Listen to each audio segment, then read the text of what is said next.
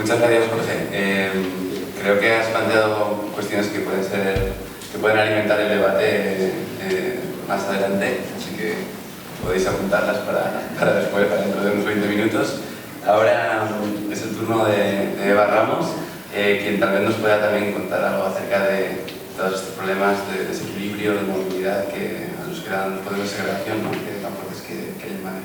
Sí, bueno, yo después de lo dicho, que ha sido muy interesante y muy concreto, pues me gustaría a lo mejor aportar algunos factores que yo creo que afectan directamente a Madrid como ciudad, ¿no? Un poco para sentarnos un poco aquí territorialmente también.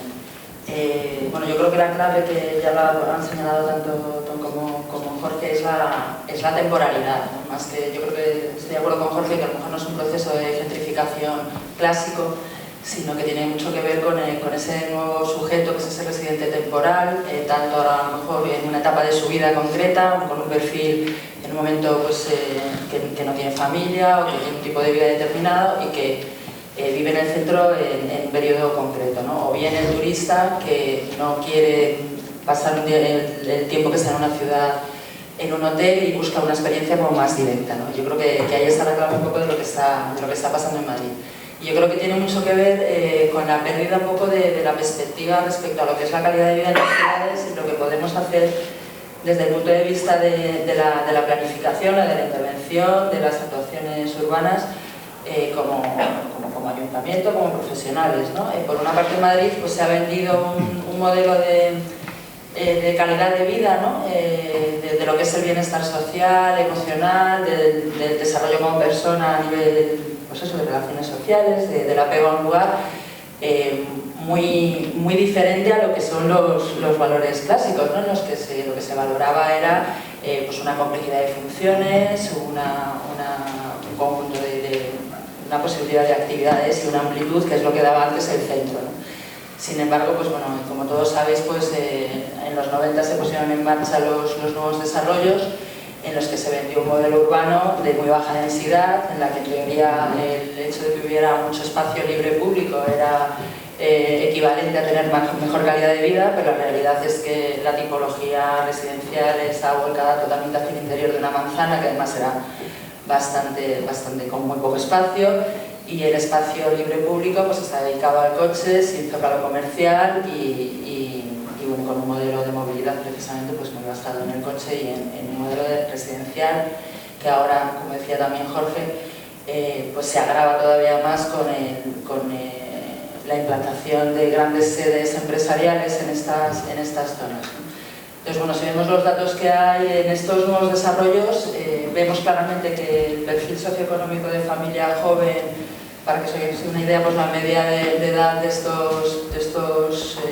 las tablas, por ejemplo, de San Chinarro, pues está en torno a los 32 años, cuando en Madrid estamos en 45, tienen un poder adquisitivo mayor, o sea, la renta per cápita también está en torno a los 25.000, cuando en la media de Madrid es 20.000. Y bueno, eligen un poco como modelo de vida, como calidad de vida, para desarrollar su manera de vivir, pues estos centros de manera permanente, ¿no? Esos nuevos desarrollos urbanos.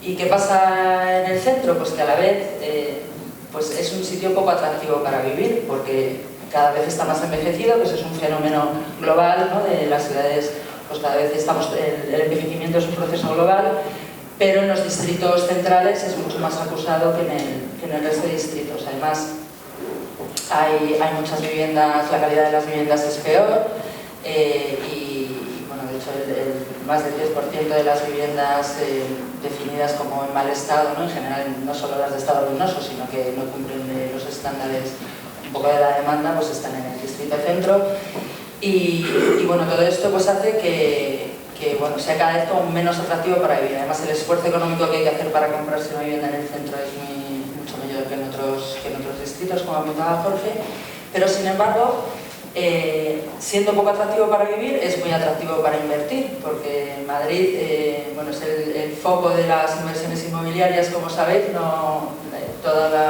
durante el año 2012, que son los últimos datos que tenemos en Madrid, a pesar de que estábamos justo en el centro de la crisis económica, pues se ha invertido más de 600 millones en Madrid en actividad inmobiliaria desde el extranjero, que es muy superior a todo el periodo anterior, que eran unos 300 millones de 2000 a 2011, ¿no? Porque, bueno, hay las llamadas SOCIMIs, que son las empresas que se dedican a la inversión en alquiler, están centradas en Madrid y en Barcelona, casi en un 70%, y invierten fundamentalmente en oficinas, y la parte de residencia está más centrada en las pequeñas empresas que se dedican a la gestión de grandes patrimonios privados, y necesita mucha especialización para invertir, ¿no? Porque lo que se demanda es una vivienda de calidad en el centro, que, como os digo, pues no existe, y entonces tienen que especializarse en rehabilitar para luego poder ofrecerlo como alquiler a estas grandes empresas, ¿no? Entonces se produce un fenómeno de compra para rehabilitar y para alquilar. Esas viviendas, la rentabilidad es alquilarlas, y no se hace, bueno, lo que se hace es de utilizar esas viviendas como viviendas turísticas. Además, si vemos los datos de turismo en Madrid, evidentemente hay un hueco de gente que viene a Madrid y ni está en hoteles, ni está en apartamentos turísticos legales, ni está en casas de amigos, ni de conocidos, ni de familiares, que es en torno al 20% entre extranjeros. Los extranjeros van más a hoteles, pero el turismo nacional está vamos, en torno al 20% en este tipo de viviendas, tipo Airbnb, etc. Entonces, bueno, se produce un poco toda esta situación también que le hace, pues, muy atractivo para la inversión. Entonces, bueno, simplemente dar unos cuantos datos más respecto a lo que se ha aportado. Yo creo que lo que podemos hacer para salir un poco de esta dinámica, ¿no? Que lo que nos lleva es a un centro en el que puede haber un cierto residente temporal muy específico, con un perfil socioeconómico muy determinado, que además solo busca, en el mejor de los casos, pasar unos años determinados de su vida, y que va expulsando a la población, y sobre todo va perdiendo esos valores de lo que es la calidad de vida entendida de un modo amplio. Pues bueno, en mi opinión deberíamos intentar poner límites a este fenómeno del turismo, que ahora mismo con la ley de arrendamientos urbanos, las viviendas turísticas, con la ley de arrendamientos urbanos es totalmente posible, y creo que hay una parte de legislación que sería importante acometer. Habría que, en mi opinión también, poner límite a la inversión privada en todo lo que tiene que ver la rehabilitación, es decir, fenómenos como la operación Canalejas, ¿no? Donde suceda que se pueda comprar unas manzanas enteras para cambiar la dinámica de un barrio completo, pues debería haber cierto control por parte de la administración de esos fenómenos. Y luego yo creo que también debería aportarse en esos valores que hablaba antes de lo que es la calidad de vida, de lo que puede aportar una ciudad. En el centro, pues no nos podemos fijar solo en lo que es nuestra vivienda, ¿no? Porque evidentemente pues no se puede competir a lo mejor con un tipo de vivienda demandada por una familia que vive en estos nuevos desarrollos, en los que tienen otras posibilidades, pero sí que se puede ampliar el espacio público como centro de la vida de las personas, ¿no? Y que se entienda también el espacio público y la vivienda como parte de un todo y como parte de tu calidad de vida en la ciudad. Creo que es un poco puede ser la clave. Muchas gracias.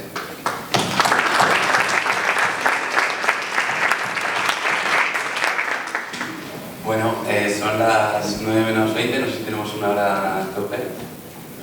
Bueno, enseguida vamos a cederos el turno de pregunta para participar en el debate, pero antes no sé si tras las intervenciones de unos y otras queréis comentar algo respecto de lo dicho, algo que queráis conversar respecto de vuestras diferentes intervenciones. A mí se me ocurre que, digamos, sobre la mesa ha planeado aquí dos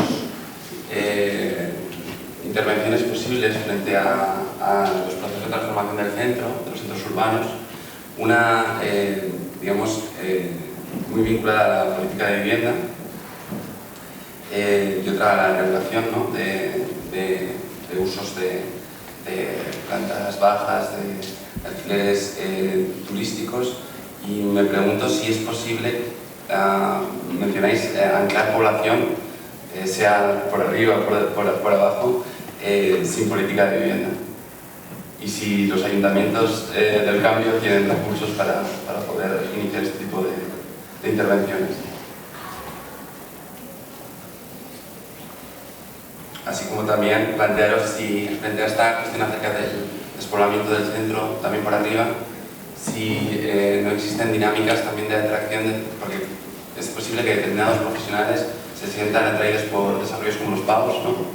Vinculados a determinado tipo de profesiones, tal vez ingeniería, abogacía, economía, etc. Pero hay otro tipo de profesionales más vinculados a las industrias creativas, cultura, ramo social, etcétera, que tal vez sí que puedan sentirse atraídos por los centros, y aunque no permanezcan durante muchos años, sí que haya un reemplazo de generaciones, ¿no? de este tipo de poblaciones. No sé, son un par de comentarios, no sé si queréis comentar sobre ellos, si no, hablamos al público.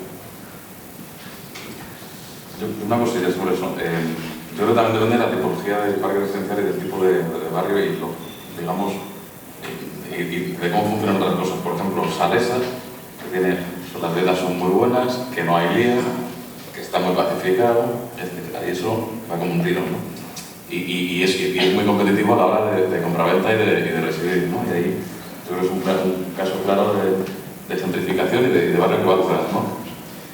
Yo creo que donde se concentran más este tipo de fenómenos es en el Raval, seguramente el número de viviendas turísticas de los últimos datos que he visto, o en Lavapiés, en Madrid, ¿no? Digamos, parques residenciales que por la tipología de los pisos pues no van a funcionar muy bien no van a ser muy competitivos en el mercado de compraventa, que no van a ser pues el típico piso de 30 metros cuadrados en Lavapiés, ¿no? Que hablamos en el artículo el otro día, que para vivir igual es regular, pero que para una vivienda turística está muy bien.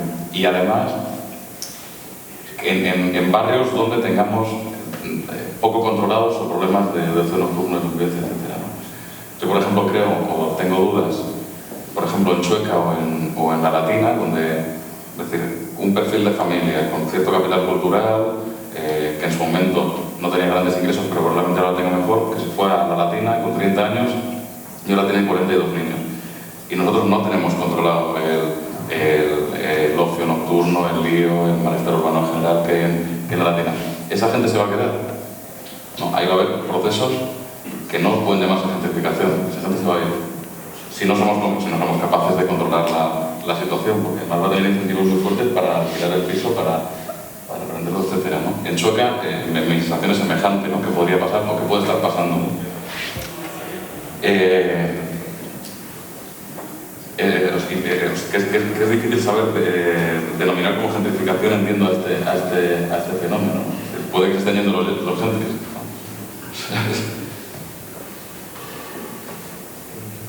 ¿no?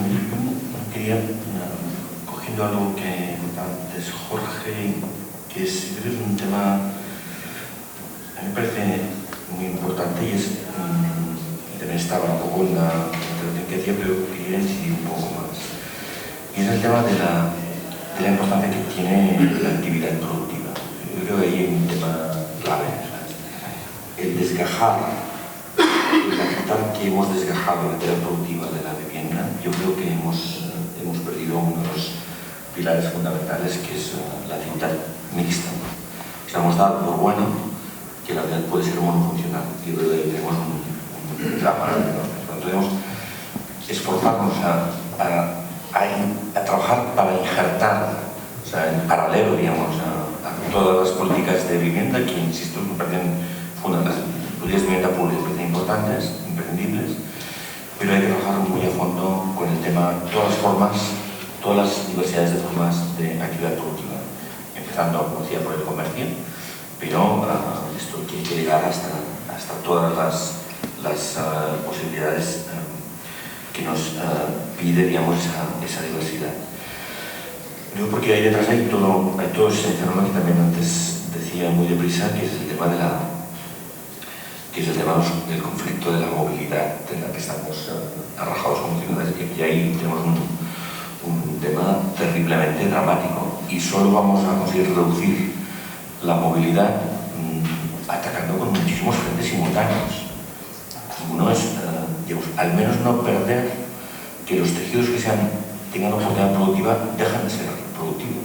Eso es básico. Hay que proteger la producción dentro de la ciudad para evitar, digamos, al menos que no tengamos, digamos, ese conflicto enorme entre vivienda y que es el que provoca el gran drama de la movilidad.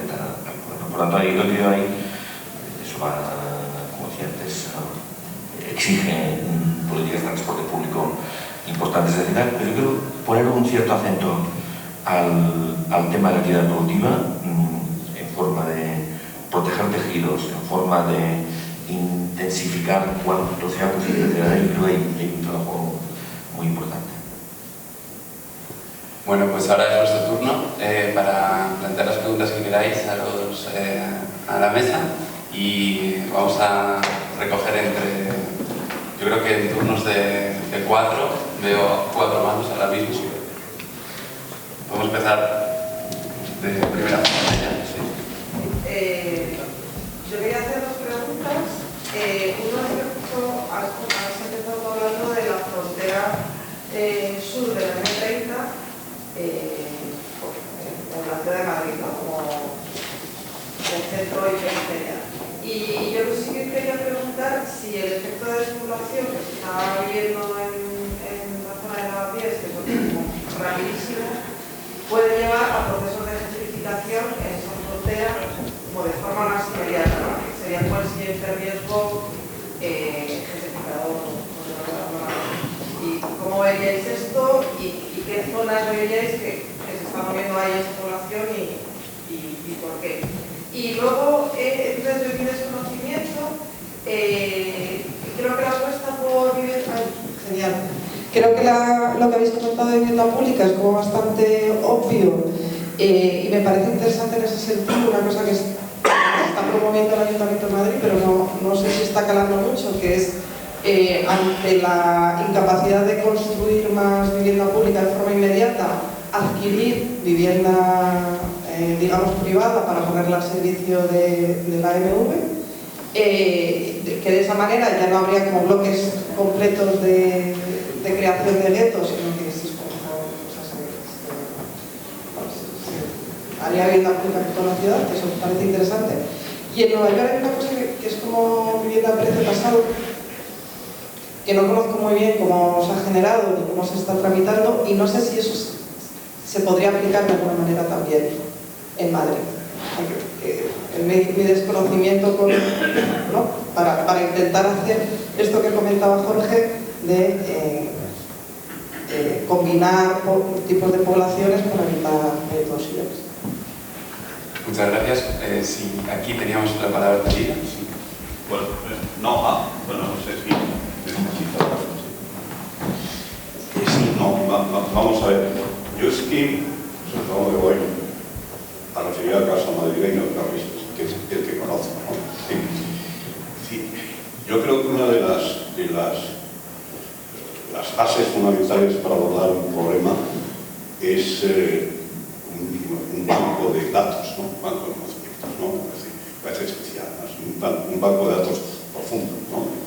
Viviendas abandonadas, viviendas, todos sabemos ese tejido residencial en Madrid, no es lo mismo las casas que dan fuera, las casas que dan dentro, ¿no? Temas de población, edades de población, actividades, etcétera, que yo supongo que lo está haciendo el ayuntamiento, ¿no? Pero que ese banco de datos, ¿no? Alquileres, ¿no? Etcétera, exhaustivo además, es necesario para encarar el problema, ¿no? Y por otra parte, yo os preguntaría a vosotros si tenéis hecho un mapeo del Madrid en proceso de gentrificación, porque Madrid ya ha gentrificado, ¿no?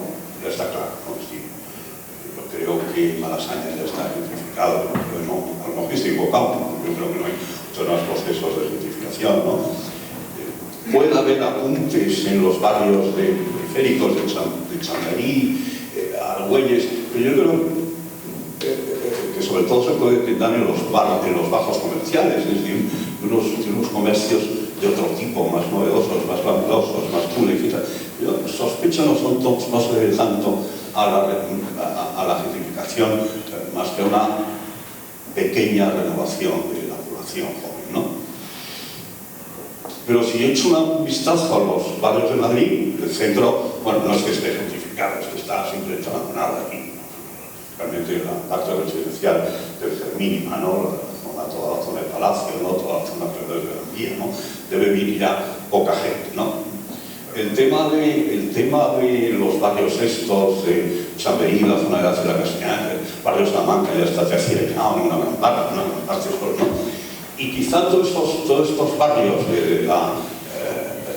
el borde de la M30, es decir, todo el tema de Chupién, de Salamanca, el tema de Argüelles, Pacífico, incluso yo creo que son en este momento poblaciones que no tienen un proceso de gentrificación amenazante, aunque a lo mejor estoy equivocado y por eso os pido vuestro parecer. Y al final resulta que los barrios en estos momentos de proceso de gentrificación son, pues a lo mejor escasos, ¿no? Y seguramente, fundamentalmente latina, ¿no? Quizá toda la zona de, por supuesto, Lavapiés, ¿no? Y no sé si hay muchos más, ¿no? Y en ese sentido, luego, claro, y se pegó una cosa, decías, de la falta de atractivo de vivir en el centro. Bueno, yo creo que eso no es del todo cierto, ¿no? Y es cierto que el centro carece de equipamientos, ¿no? De espacios verdes, también lo es, ¿no? Bien, también lo es Chamberí, también lo es, decir, lo han entendido como el rollito del centro, ¿no? Y precisamente zonas como la de, a lo mejor, como la de Pies, pues tienen unas dotaciones de proximidad, a lo mejor superiores a las del centro, pero para una determinada familia monoparental o profesionales jóvenes, el centro, yo creo que el centro ofrece, más allá de los puntos candentes de ruido infernal, de concentración, ofrece, yo creo, unos atractivos saludables, ¿no? Y yo creo que es yo creo que hay una demanda importante sobre el centro de estas nuevas poblaciones, ¿no? Y que no es cierto, yo no creo que haya una tendencia a abandonar el centro, ¿no? Salvo en algunas áreas, ¿no? Y que sin embargo el centro sigue siendo atractivo. Pero en fin, me gustaría saber esa opinión sobre vuestro mapeo de la gentrificación en Madrid. A seguir en orden geográfico, Álvaro, luego dos intervenciones allí y luego seguimos en un segundo turno. Bueno, yo sobre todo quería preguntar a Tom un poco por esa intento de monitorización de los procesos que me parece esencial y que aquí creo que llevamos bastante desventaja porque todas las estadísticas de todo tipo durante las legislaturas previas pues han dejado de existir en algunos casos y me interesaba precisamente el proceso de multiplicación de los apartamentos turísticos, si tenéis un poco analizado las tipologías de esos apartamentos turísticos, no tanto de cuántos metros son y dónde están, sino quiénes son los operadores que están detrás de eso, porque ahí también hay parte de la complicación de lo que decía Jorge. Hay gente que está alquilando su vivienda ya incluso por mera supervivencia para que no se la quite el banco, y ese es un problema que hay que tratar de una forma muy distinta al de un fondo de inversión que tiene 800 viviendas, además especializadas en un barrio muy concreto, etc., ¿no? Que es otro proceso que también se está dando, ¿no? ¿Tenéis algún dato de este tipo? Y luego, yo, por contestar un poco a Luisa, yo no sé si todavía se está dando ese proceso de gentrificación. Si consigo hacer la tesis algún momento de mi vida, quiero analizar eso. Pero en Madrid tenemos el efecto muy dramático del río, del soterramiento de la M30, que eso cambia bastante toda la margen sur, tu barrio, el Puerta del Ángel, Usera incluso. Ahí se ha modificado la geografía económica de todos esos barrios de una forma muy fuerte. La primera línea, yo creo que eso ya ha sufrido una revalorización brutal, sin ningún tipo de contrapartida fiscal. Habría que ver si las siguientes capas de la cebolla cómo evolucionan. Yo tengo intuiciones, que además no voy a contar aquí porque si no alguno me la avisará, de que algo se cuece en determinadas zonas de esa primera periferia cercana, que no es Chamberí, porque como te oigan decir que Chamberí es periferia, también alguno te pincha, pero bueno. Que siempre ha sido un barrio de un poder adquisitivo muy alto, ¿no? Entonces, yo creo que esa amenaza de gentrificación es a un plazo más medio que otras que tenemos sobre la mesa, ¿no? Pero creo que también puede llegar a darse. Y para este primer turno de preguntas teníamos 2 palabras allá. Pues os ruego la mayor brevedad posible para que podamos hablar todos y todas. Yo quería comentaros que, no sé, yo por lo menos tengo una manera de entender estas cosas como que las medidas que se pueden tomar en las ciudades son o activas o pasivas, ¿no? O sea, las activas son de inversión dura, de compra de viviendas, de una modificación de calles, etc. Eso se puede hacer siempre que haya dinero, ¿vale? Y por otra parte, no quiero decir que esté en contra de ellas, todo lo contrario. Lo que sucede es que normalmente esas medidas se suelen tomar cuando la potencia del enemigo tiene ya una capacidad de fuego tal que es un porcentaje muy pequeño el que se puede utilizar para afrontar esa potencia. Digamos, son dinámicas muy fuertes, ¿no? O sea, ¿por qué? Pues porque dejamos que crezca el monstruo hasta que el monstruo nos devora, y cuando ya nos tiene agarrado el cuello con sus dientes decimos, como esto sigue así, el monstruo nos va a comer. El monstruo ya nos está comiendo, ¿no? Pues eso es una tradición por lo menos española en sí. Luego está todo el grupo de las medidas pasivas, que yo siempre he sido muy partidario de ellas, y no por experiencia propia, sino porque todo lo contrario, las medidas pasivas son medidas de regulación, ¿no? La regulación, la ordenación, que solo son útiles o son eficaces, ¿verdad? Siempre y cuando detrás haya capacidad coercitiva por parte de los poderes públicos. Coercitiva quiere decir capacidad de inspección y capacidad de sanción, no, las dos cosas. Si no, no hacemos nada. Pero yo entiendo que cada vez se analizan mejor los problemas, y hoy yo creo que vosotros 4 habéis, digamos, hecho una disección muy clara de cada vez. El problema es que conforme más exquisita es la disección de los problemas, más desesperanza aparece en las mesas de debate sobre la imposibilidad de resolverlos. Y esto, sobre todo, eso es una tradición, yo diría, anglosajona. No sé si estáis de acuerdo conmigo, pero leo cualquier libro anglosajón y es un 90% de un análisis estupendo de la realidad y un 10% de soluciones disparatadas. Estamos ya anglosajonizándonos en ese sentido. Y es una pena porque este país, y concretamente estas ciudades grandes en este país, pues durante unos años, hace 30 años ya, pero bueno, pues han tenido una muy buena tradición de medidas pasivas. Es decir, se han arrancado con planes de protección del patrimonio cuando no había un marco legal prácticamente de referencia, y pues se ha inventado, se ha impuesto, se ha esperado a que reviente. Entonces, es decir, se ha trabajado con